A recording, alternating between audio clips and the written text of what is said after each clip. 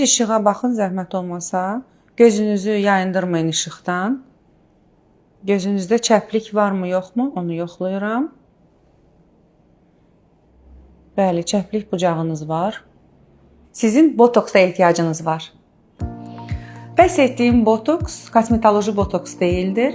Məhz çəp gözlüyün müalicəsində istifadə olunan botoksdur. Gəlin sizə botoksun tarixçəsindən danışım. İlk dəfə olaraq 1970-ci ildə Alan Scott, Amerikalı alim, oftalmoloq, çəp gözlük sahəsində bu üsulun tətbiq oluna biləcəyinə dair fikirlər gəlir beyninə və beləliklə ilk dəfə olaraq insanlarda deyil, təbii ki, meymunlarda məhz bu üsulu tətbiq edir və o meymunlarda gözün əzələsinə botoksu yeridərək artıq nail olur ki, həmin göz əzələsi zəifləyir.